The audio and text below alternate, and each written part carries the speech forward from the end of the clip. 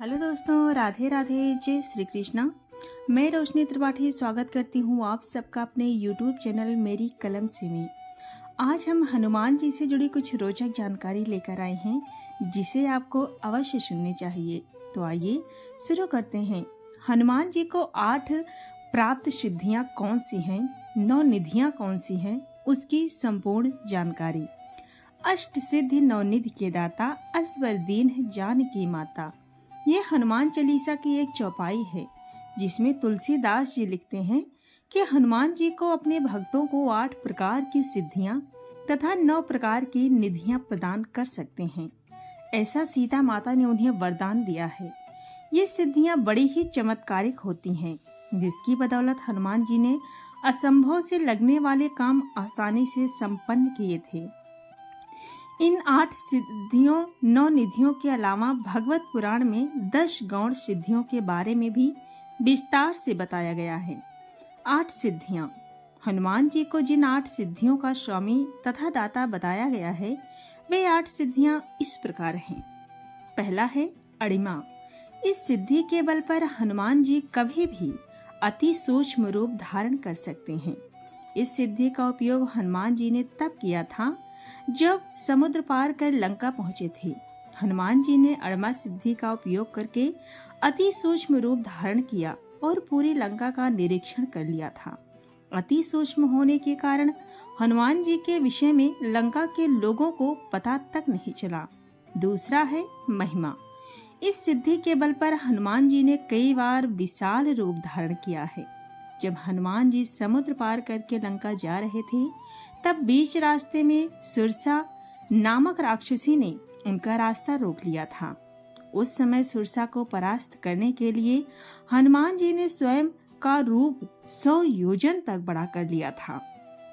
इसके अलावा माता सीता को श्री राम की वानर सेना पर विश्वास दिलाने के लिए महिमा सिद्ध का प्रयोग करते हुए स्वयं का रूप अत्यंत विशाल भी कर लिया था।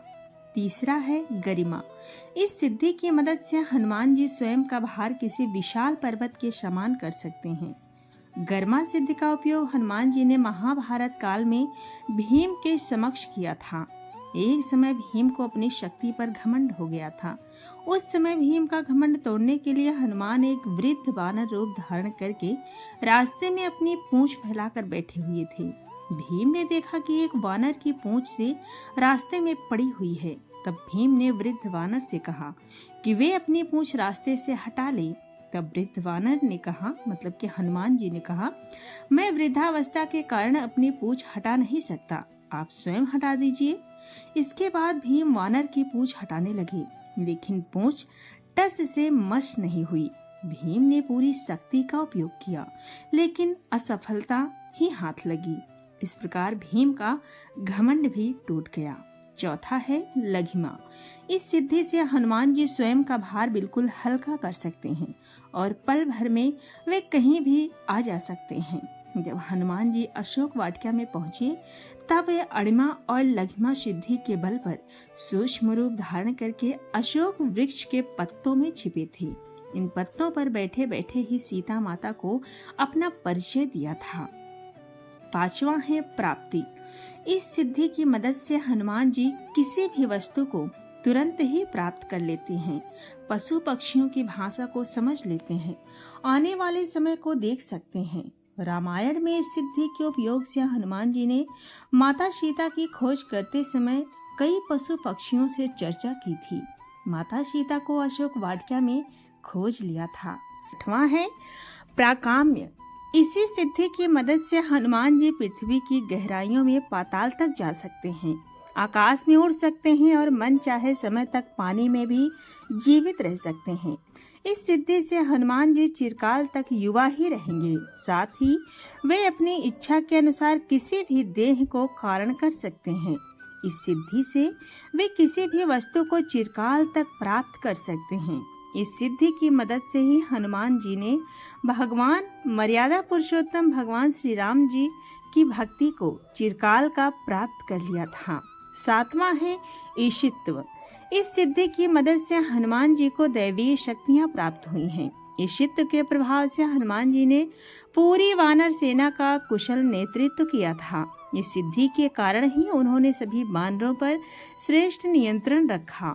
साथ ही इस सिद्धि से हनुमान जी किसी मृत प्राणी को भी फिर से जीवित कर सकते हैं। 8वां है वशित्व।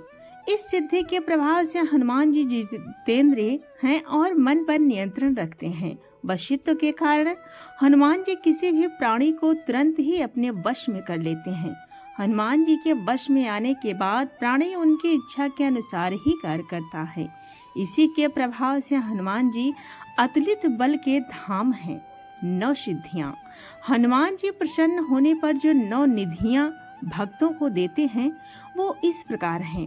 पहला है पद्म निधि। पद्म निधि लक्षणों से संपन्न मनुष्य सात्विक होता है तथा स्वर्ण चांदी आदि का संग्रह करके दान करता है। दूसरा है महापद्म निधि। महापनिधि से लक्षित व्यक्ति अपने संग्रहित धन आदि का दान धार्मिक जनों में करता है। तीसरा है नील निधि। नील निधि से सुशोभित मनुष्य सात्विक तेज से संयुक्त होता है। उसकी संपत्ति 3 पीढ़ी तक रहती है। चौथा है मुकुंद निधि। मुकुंद निधि से लक्षित मनुष्य रजोगुण संपन्न होता है। वो राज संग्रह में लगा रहता है। 5वां है नंद सिद्धि। नंद सिद्धि युक्त व्यक्ति राजस और तामस गुणों वाला होता है, वहीं कुल का आधार होता है।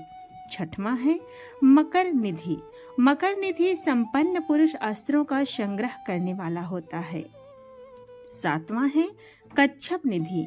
कच्छप निधि लक्षित व्यक्ति तामस गुण वाला होता है, वो अपनी संपत्ति का स्वयं उपभोग करता है। 8वां है शंख निधि। शंख निधि 1 पीढ़ी के लिए होती है। 9वां है खर्व निधि। खर्व निधि वाले व्यक्ति के स्वभाव में मिश्रित फल दिखाई देते हैं।